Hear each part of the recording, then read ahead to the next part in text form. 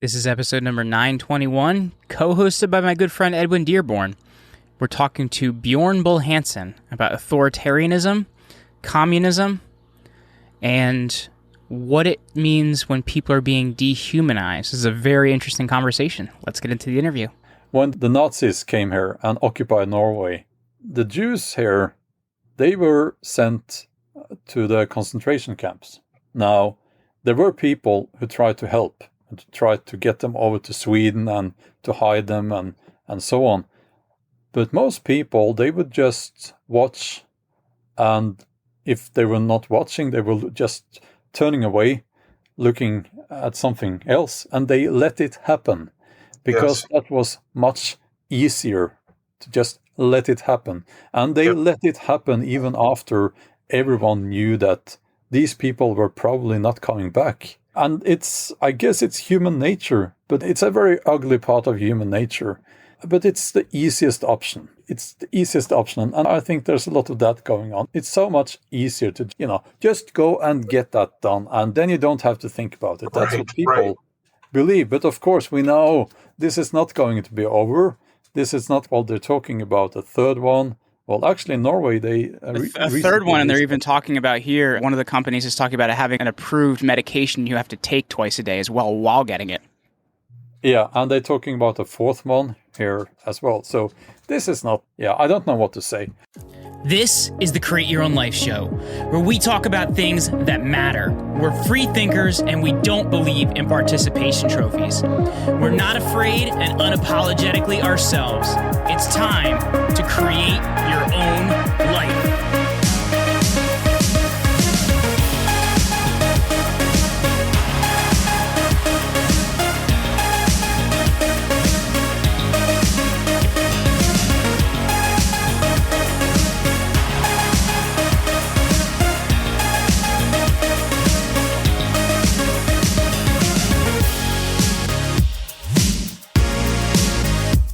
Hey, what is up, everybody? Jeremy here. It is Tuesday. It is the 5th of October, 2021, and this is the Create Your Own Life show. Welcome to our first episode in October. Hope you guys had an amazing September, and we're kind of full force into fall now. I know I'm running out of time to get all the things I want to get done before it gets too cold. I may or may not have mentioned to you guys, I think I did, that I moved into a new house in June. And it's a small little farmhouse. We got about 4 acres. And I have been doing this whole project of repairing and painting the barn. And it's been a little bit of a longer project because I had to fix one of the doors was rotted out. So I had to rebuild the door. And it's definitely interesting when you paint something red and then you got to cut in all the white, because when you're doing a barn, you have kind of those, crossy patterns in the doors and stuff like that. So it's definitely been a lot of work. We're almost there, but definitely trying to get a lot of these projects done before fall. I hope you guys are kind of doing the same and wrapping up a lot of the things you got to wrap up as we're kind of running out of the warm months here and kind of going into the cold months, which is going to be a whole different kind of game. I'm excited to get to go skiing again this winter. It's been, almost a whole year since I've done that, so that's going to be fun. But we have a really great episode for you guys today. We have my good friend Edwin Dearborn is actually joining us today as my guest host. If you want to hear my interview with Edwin, that's going to be episode number 884. So it's jeremyryanslate.com/884. Today's episode is going to be me and a guest host, which isn't something I do a lot.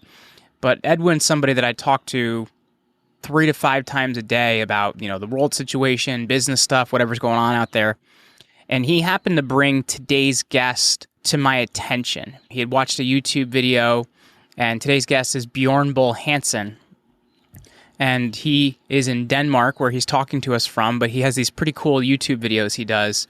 And on one of the videos, he was talking about currently how there's this weird dehumanization in, vaccinated versus unvaccinated. I was really interested to go into, I guess, kind of the thinking of it, the sociology of it.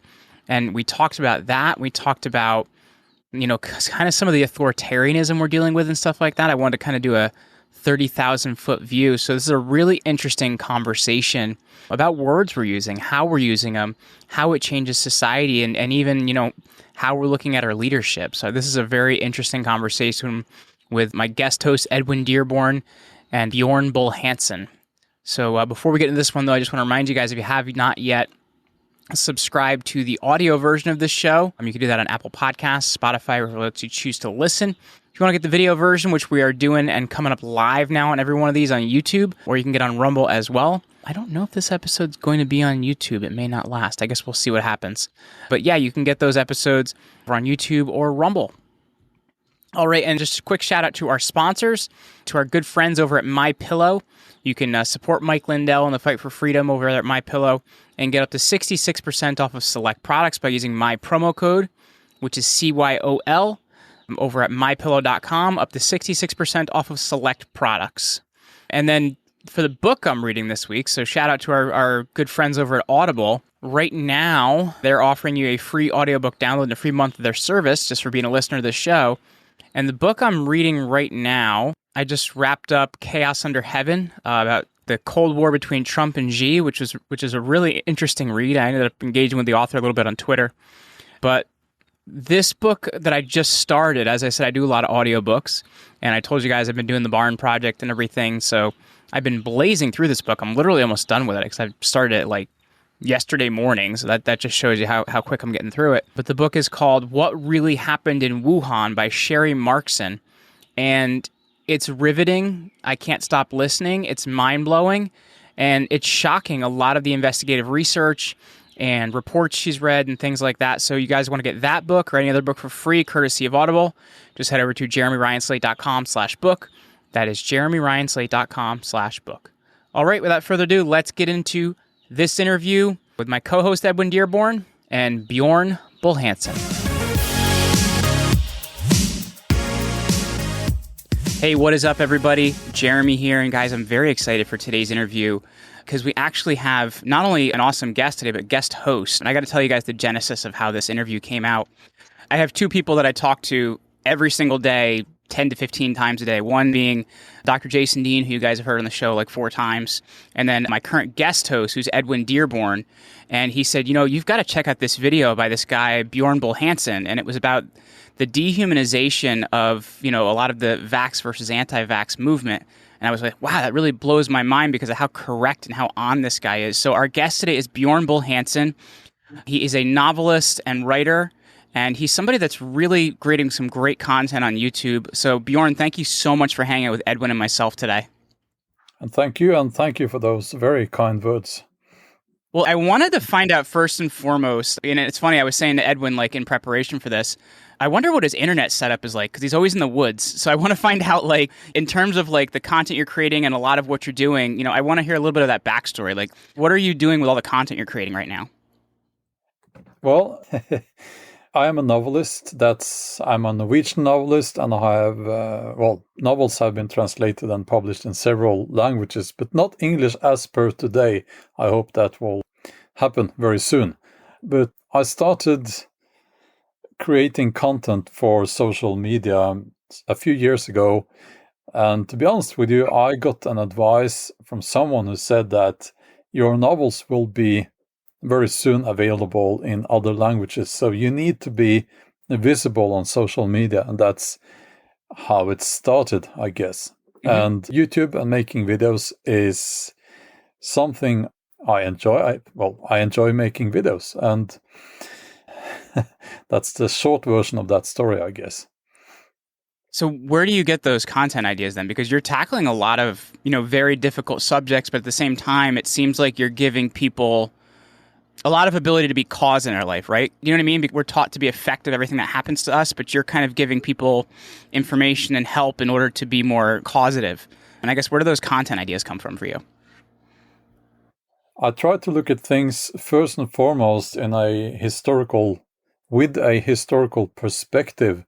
And when you do that, you tend to see things more clearly, I guess.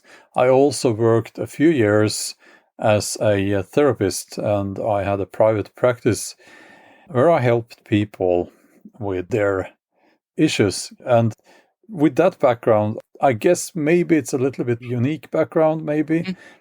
I'm not someone who like to be sensational and write, on the thumbnails, everything is going we will have World War III in the next week and all that. You see a lot of that.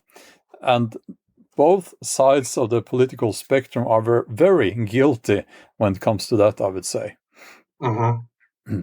I agree. And I have a question, Bjorn. Thanks you so much. I've been watching your videos for about a year and a half. I think when the whole COVID mandates and lockdowns occurred, there's a lot more time to spend on YouTube.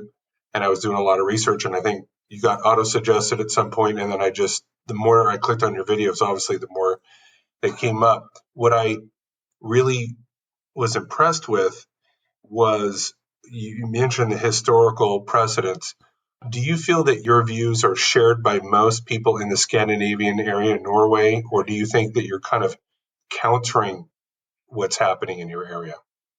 I would say that the people who are able to look at things with a level-headed approach, you'll have to excuse my English, Yeah, no, they are totally fine. a minority.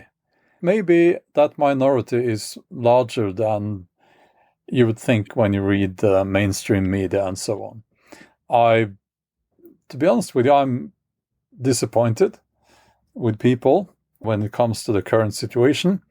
People seem to think that, and I'm talking about most of the people I know and most of the people in my area and in Norway, they seem to think that this situation will all go back to normal as soon as, if we just do as we are being told and take what they're telling us to take, then everything will be back to normal in a very short time. And I think it's very obvious that is not the case.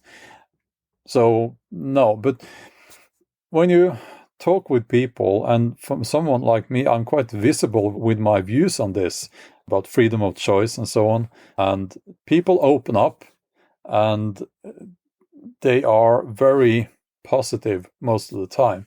That goes for both the people who had chosen to have this medication and the people who haven't, because it's about freedom of choice, and people seem to get that. They do understand that. So that makes me optimistic, I would say. Good. So one last question. I'm sorry, Jeremy. Yeah, no worries. So you think that freedom of choice is the common ground that we could build from? Yes. And build a platform of agreement and kind of develop policies around that, if you will? Yes. Okay, thank you. It's interesting too, Bjorn, because you mentioned that some of these conversations in private, you see it a lot differently than what we see, publicly and in the media and things like that. I was actually walking out of do you know what Costco is? It's like our big box store where you can buy really big sizes of stuff. Yeah, okay. So there's this gentleman walking out, and he had this cart that was filled with fertilizer and grass seed. And I'm somebody that I'll just talk to anybody in public, where a lot of people won't do that. And I'm like, hey, looks like you're going to be kind of busy, man. And he kind of laughed, and he goes, well, this is 100% more expensive than it was a year ago, and this is the only store I can afford to buy it in. And he had told me how he came to America from Colombia, and he built this business since 1983, and things have become a lot harder. And I'm finding that when you strike up conversations in private with people, they're not in agreement with what we're seeing publicly and what we're seeing with the media. It seems like a lot of the information we're being given, you're talking about understanding history, is a very small minority's viewpoints on things. Have you seen that same type of thing in Europe? Yes, I have absolutely seen it. And I am actually old enough to remember the Soviet Union and Eastern Europe back in the Soviet era. And I traveled in some of those countries. I was in the Ukraine, by the way, back when Ukraine was like Soviet era Ukraine, and everything smelled like vodka. And I was there in 2019, and it still kind of smelled like vodka. So I don't know if we're far off. But yeah, people coming from those countries, they all told me basically the same, that they had their public life, which was aligned with what they were supposed to do and think, and they had their private life, which was very different. And I think if this progresses in a way that some people think it will, we might end up in a situation like that. I guess looking at it then, like, how did we get here, right? Like, how did we kind of get to this culmination of things? You know, you talk about the frog in the water and you don't really realize it's boiling until it's boiling. But it seems like it's been very quickly, and it's not just in one country, right? It's all over the world. You look at the poor people in Australia and it's even worse for them. So I guess, how did we get to the point where we continually, because of, some sort of a medical situation, it continually gets worse and we just kind of agree with it? Like, how does that happen? Well, I think we got intellectually lazy, and which is ironic because we put our kids in school and universities and so on, and they spend more time there now, I believe, than they did like 20 years ago. Mm-hmm. I come from a profession where we are supposed to be critical to the establishment. As a novelist, you're supposed to be critical to the establishment, or at least that's what they're saying. And I am. But that's not popular. That's not popular at all. Because it's like, again, ironic, I guess, that they want you to be critical to the establishment as long as you have the right opinions, if that makes any sense. Well, it doesn't make any sense at all. But you know what I'm trying to say here? So if I say, like, we just had the election here in Norway, by the way, and we will have now a socialist government, and that means much higher taxes, probably, for many people, and I don't like that. That's not a popular opinion to have.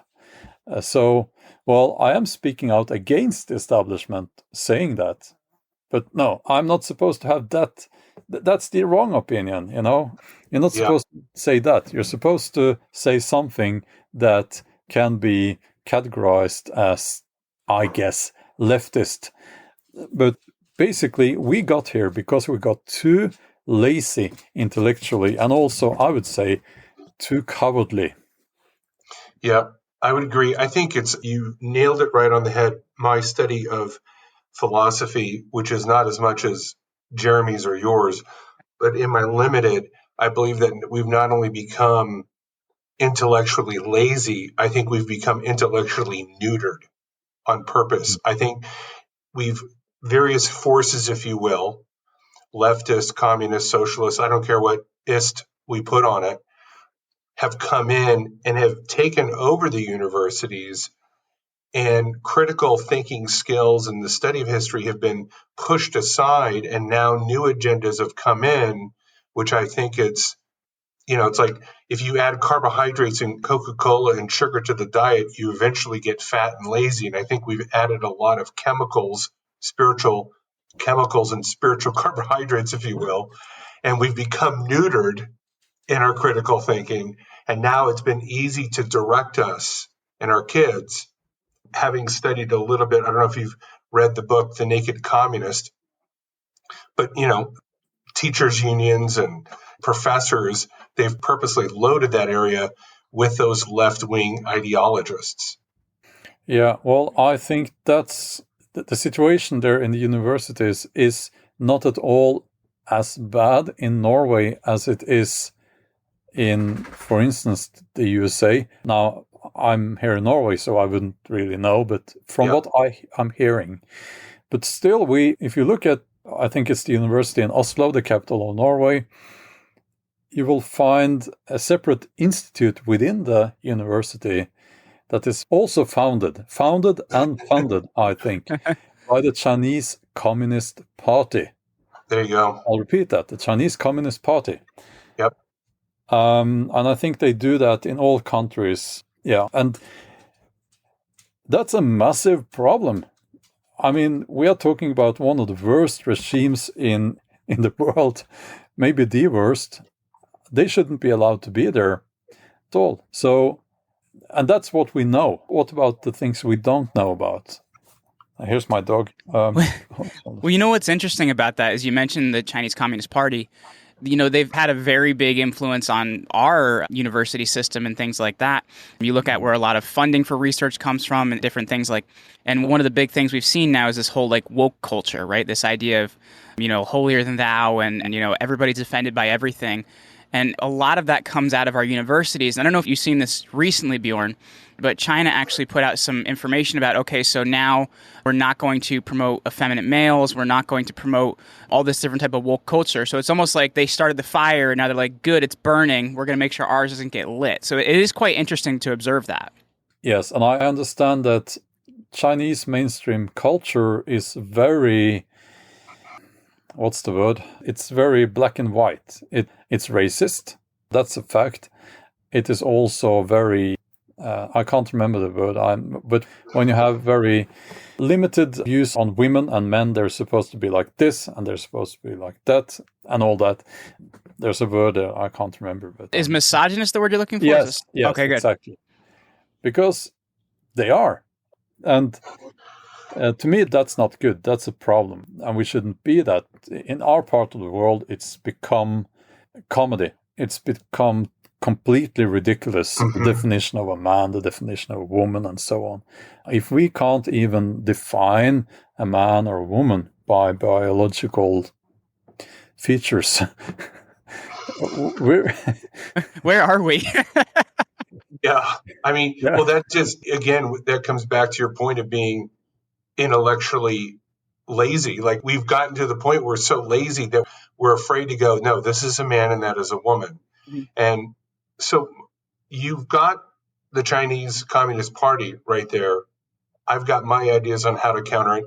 What do you think in Norway is a way that you are trying to counter that communist influence? First of all, our government, big business, big corporations and so on, they are not trying at all to counter that. They are just in it for the money and they don't care about the ethics. So I have a very simple recipe when it comes to how to counter the threat of China. And I am not talking about every single Chinese person. Of course not. We're talking about the CCP here, the Chinese Communist Party. Yes, and the Chinese imperialism and all that. Now, we stop trading with China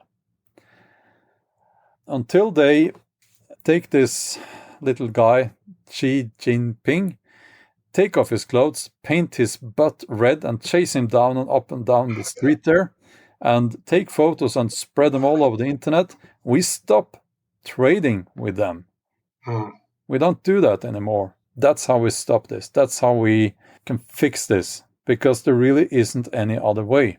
Now, Norway is a tiny, tiny country, and it wouldn't matter to China if we stopped trading with China. But if, like, the USA stopped trading with China, I mean, now, not trying to get too political here, but you had a president who, he was kind of onto something there when it comes to China. So just saying, maybe, that's the way to do it. So I want to quickly tell you about today's sponsor. This episode is sponsored by Gusto, and this is actually the payroll management system that we use at my company, Command Your Brand. We've used them for years, absolutely love them, and they offer modern, easy payroll, benefits, and HR service to small business across the country. They were even named Best Online Payroll by PC Mag, and as a listener, you'll actually get $100 free just for trying the service via an Amazon gift card if you just head over to jeremyryanslate.com/gusto and get your free trial. As I said, we have used Gusto at Command Your Brand to run all of our payroll, handle all of our taxes, all of that filing, and it makes it just a snap. We absolutely love them. So if you want to get started with Gusto and get a $100 Amazon gift card just for getting started, head over to jeremyryanslate.com/gusto and get started with Gusto today. But does that ever happen here, right? Because here's the problem, right? Like, we currently have a president, which may or may not be. We don't know, because there's been one side that said, this information is correct, and another side that said it's not. May or may not be owned by China, where a lot of his funding comes from. We have a lot of politicians that are funded by China, like Georgia Governor Brian Kemp was big on business with China. And you look at Eric Swalwell out in California that was sleeping with a Chinese spy. So you look at China's very deep in our politics, and I don't see how we cut off the money spigot if we're so tied in with that, which I agree with you. That's how we solve the problem. I don't see how we get out of it if we're so deeply ingrained. I think it's, if we were to do that, which I think we should, it's not going to be done. We can't do that from one day to the other. We will have to find resources in other countries. Just try to, I've tried for months now to find a rain jacket not made in China. It's very difficult. And I'm sure that in my camera, there are most of the components inside there, I'm sure they are made in China. But I do my best not to buy anything made in China. And also, as a YouTuber, I get emails all the time. People or companies want me to promote their stuff. My first question is this manufactured in China? And if it is manufactured in China, I always say no. We can all do something. We shouldn't just give up, and we should try to change the world with our wallet best we can. I want to go back to something you said just a couple of minutes ago, because this kind of is in line with this. Our university system is changing. People are kind of losing the ability to think. And I guess getting back to, what you've called in many of your videos, the poke in the shoulder. We're talking about the medical treatment that a lot of people are currently refusing, myself among them. One of the things I've noticed is people's inability to think with the arguments, which has really kind of shocked me, right? You look at it, they're saying this vaccine doesn't slow the spread, doesn't stop you from getting it, and it may or may not make it not as bad as it was, yet people are still dying from it. So to me, I would look at that and say, that would be something I don't know if I would want to take, especially given side effects and things like that. So I don't get why people can logically look at it and say this is a good thing, but you still have people looking at it and saying, oh, you need to do that to protect me. And it's like, what? Given that logic I just gave you, that doesn't make any sense. Why can't people think with these arguments is what I don't get. I think that people, they are not able to look at the bigger picture, and they think that if they get injected with one of these technologies, which are quite different, by the way, and they can't choose, so, but let's say they get injected with one of these technologies, and let's say for the sake of the argument that if you get this virus, you don't get as sick if you've been injected with one of these technologies here. So I think that's what that's part of the reason why people say yes to this. But the most important reason is it's so much simpler to just do as you're told. Right. And that's why now I live in Norway, and maybe you didn't know, well, yes, you know that, but maybe you didn't know that now I don't know which words I can say here, so I'll be careful anyway. I'll go for it. This is an open forum, so whatever you want to say, man, go for it. Yeah. When the Nazis came here and occupied Norway, the Jews here, they were sent to the concentration camps. Now, there were people who tried to help and to try to get them over to Sweden and to hide them and so on. But most people, they would just watch, and if they were not watching, they were just turning away, looking at something else, and they let it happen. Because that was much easier to just let it happen. And they let it happen even after everyone knew that these people were probably not coming back. And I guess it's human nature, but it's a very ugly part of human nature. But it's the easiest option. And I think there's a lot of that going on. It's so much easier to, just go and get that done. And then you don't have to think about it. That's what people believe. But of course, we know this is not going to be over. This is not what they're talking about. A third one. Well, actually, in Norway, a third one, and they're even talking about here, one of the companies is talking about having an approved medication you have to take twice a day as well while getting it. Yeah, and they're talking about a fourth one here as well. So this is not, I don't know what to say. I think, that you have a flag behind you, and the Gadsden flag. I think there's a great TED Talk. I'll email you both the link. It was a lady in Denver, and she talked about how to resist peacefully, the whole peaceful kind of Martin Luther King Jr. Gandhi approach. And she found through her studies throughout history that when you had 3.5% of the people become part of a movement, that's when things change. The fact that you need a mass uprising statistically is never proven to be factual, nor is it needed. Hence why in America, in the American Revolution, only 3% of Americans actually fought the British. There wasn't this all Americans came together. In fact, 50% of Americans during the Revolutionary War wanted to stay with Britain. But there was 3% of the men and women that decided, no, there's going to be a new future.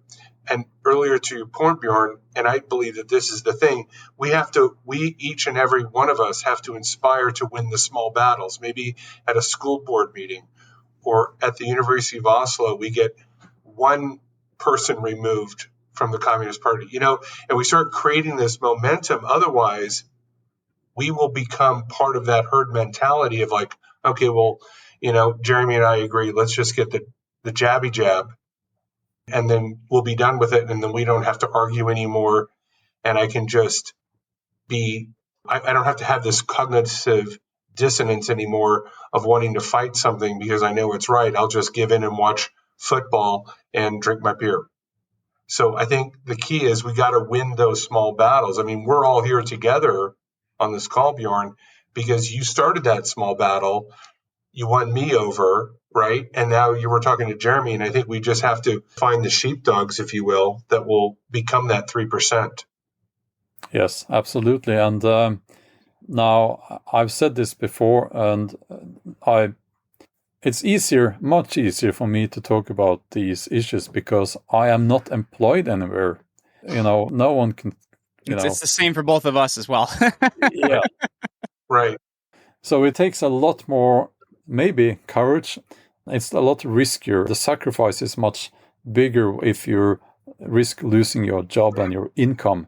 So, you know what? I am full of admiration for the nurses, healthcare providers, especially who are now resigning, and they're saying, we lived through this with no poke in the shoulder.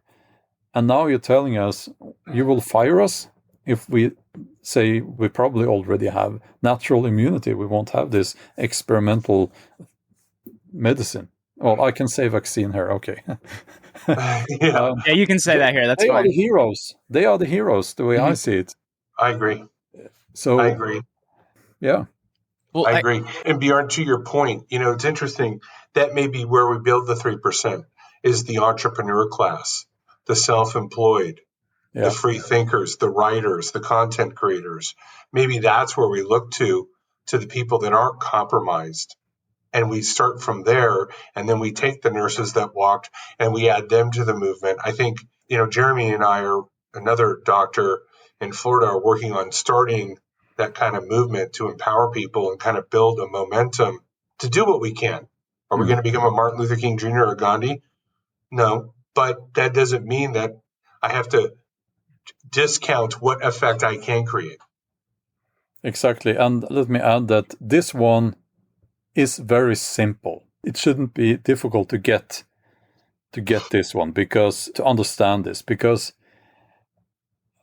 the way I see it, my impression is that most doctors, nurses, scientists working within these fields who are not paid money by big pharma are opposed to this. I don't have any numbers on this. And probably there are no such numbers. I don't know. But my impression is that most doctors not paid by big pharma are opposed to this. So if that is true, which I think it is, it really makes this very, very easy. The intellectual part is very easy on this one. Well, Bjorn, I want to come back to kind of what I opened up here with, and that was Edwin had sent me a video you did about the dehumanization of like kind of this us versus them movement. And we've heard, our president has said it a number of times. I've heard Boris Johnson say it. I've heard the premier of Australia say it. And it's this idea of the pandemic of the unvaccinated, what they're calling it. It's not true, right? But they keep saying it. It's kind of that thing they keep calling to arms. So I guess, why is dehumanization an important part of what they're doing and creating this kind of us versus them, which they're doing politically? Yeah, well, this one is also, it's very simple, of course, because if we look back at history, you tend to have a dehumanization of a certain group right before the violence starts. And you need to do that in order to get normal people to beat up and hang their neighbor by the neck in the street, because people won't do that unless they have that certain group have been dehumanized. If you truly believe that these people, they are not worth as much as us, or they are to blame for my grandmother who died, and so on, that if you can make people believe that, if you can dehumanize that group as a ruler, president, dictator, people will do the killing for you. Yes. Now, I'm not saying that's what we're going to see. I'm not saying that. But we certainly are seeing that particular thing going on right now, the dehumanization. So it's very, very dangerous. It's very dangerous what we're seeing now. Yeah, I agree. I think, does this pan out like in the 1930s, 10 years from now, 15 years from now? I don't know. There's so many wild variables that would open that door. But the point is, we're beginning something that we know historically leads to bad things. How it ends up, we don't know. We just know that it's going to end up bad. So that's where we have to nip it in the butt now versus we have to fight our way out of it 10 years from now, or 15 or 20, 25, whatever the timeline is. Yeah, I would like to say one thing, that let's say, and I'm not saying this is going to happen, but if it happens, if we get to the point where they are coming for you, right?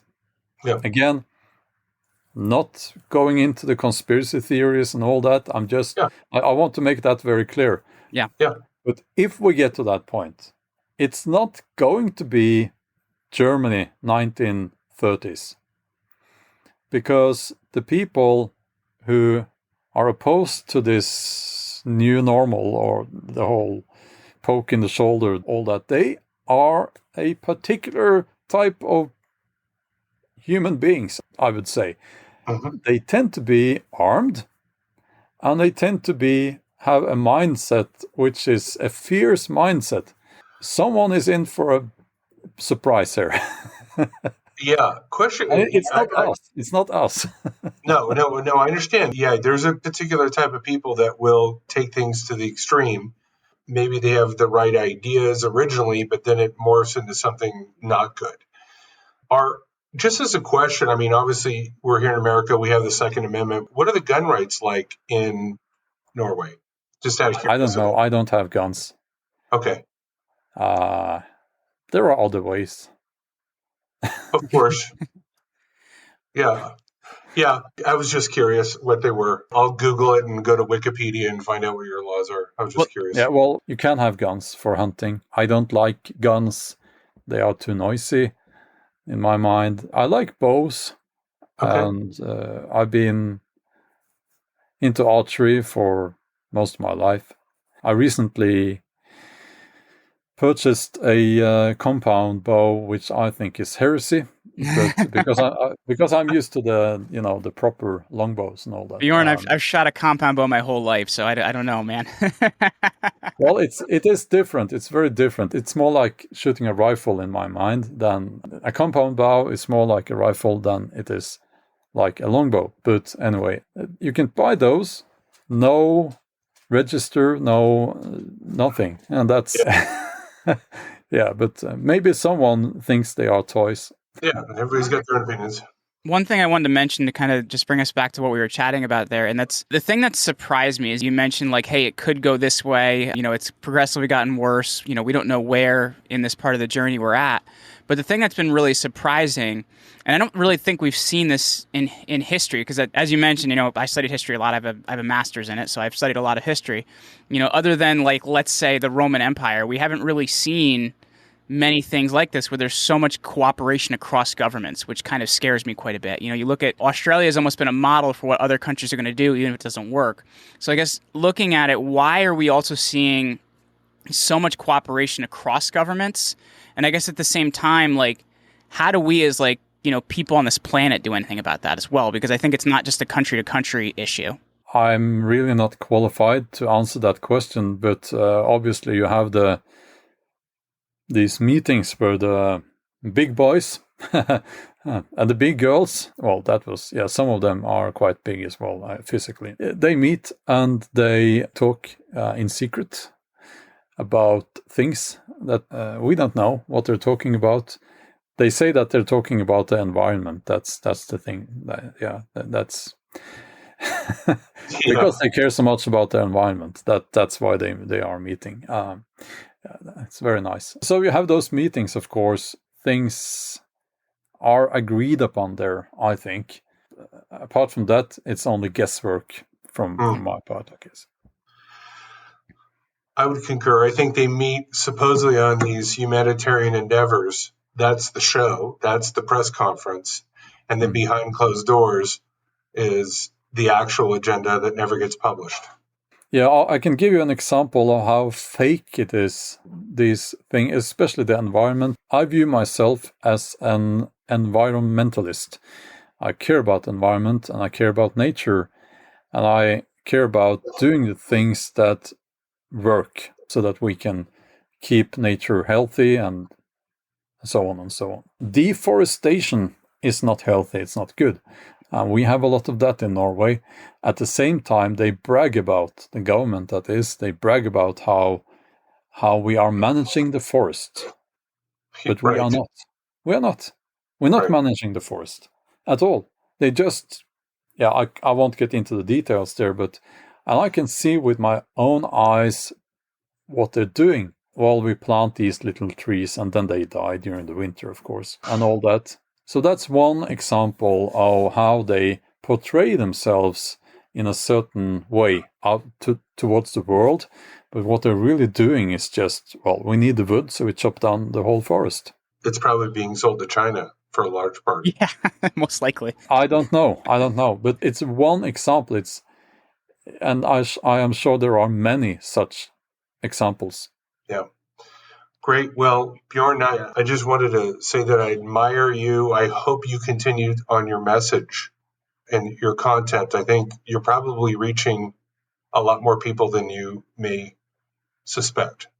Well, I hope so. At the moment, I'm having issues with YouTube, odd numbers there. I can tell you that. They're suppressing your numbers? I don't know, but I see what I would call irregularities in the statistics there. It seems very odd. Yeah, I'm sure there's certain people that don't want certain communications to go out. So, there's other platforms. You can be on Rumble. I would start to diversify your portfolio of distribution.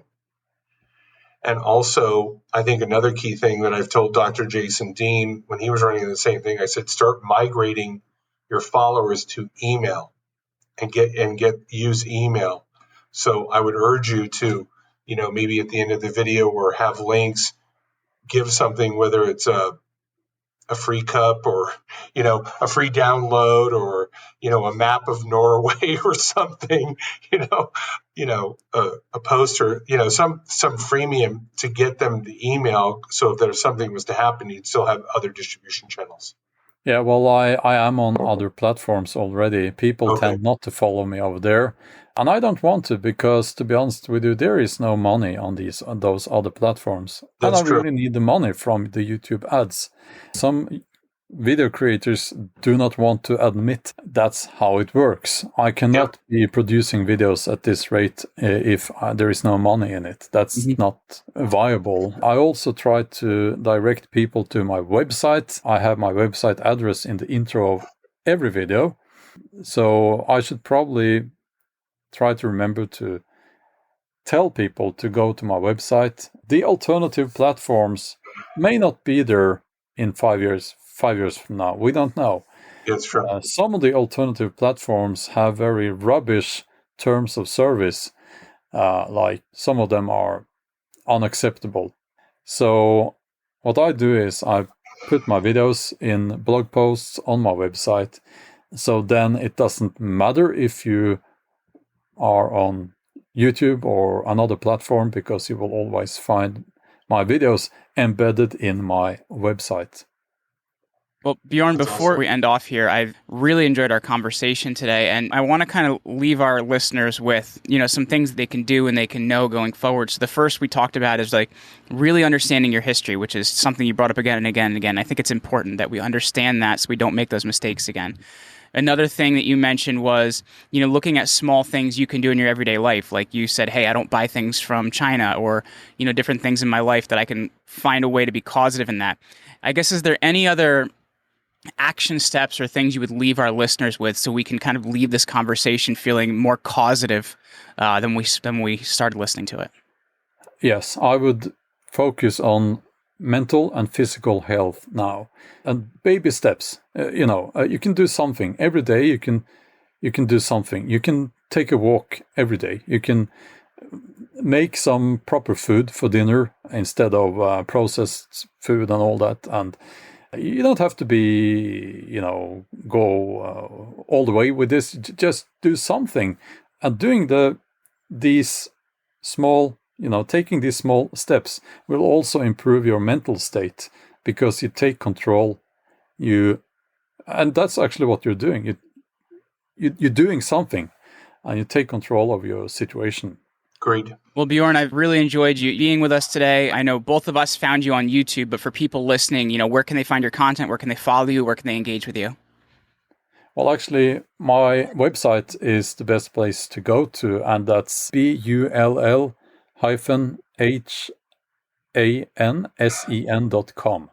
And that's right behind you. You can move your camera. And we can see it. Yes, I can do that. Yeah, let's see now. There it is, bullhansen.com. There you go. Awesome. Very cool. Well, Bjorn Bull Hansen, thank you so much for hanging out with us today. I've really enjoyed this, my friend. Thank you. Likewise. Hey, everyone. Thank you so much for hanging out with Edwin, Bjorn, and myself today. You can check out Bjorn over at bull-hansen.com. You can get the show notes for this episode over at jeremyryanslate.com/921. And, I really enjoy these philosophical conversations. I hope you guys really enjoyed this one, because I want to get to the heart of subjects. And I think that's what we really managed to do today, to talk about some very complicated and deep subjects. So I hope you guys enjoyed this. As always, you can get the show video version over on YouTube or Rumble. You can get the audio version of the show over on Apple Podcasts, Spotify, or wherever else you choose to listen. All right, everyone, have an amazing day. I'll catch you on Thursday, and get out there and go create your own life.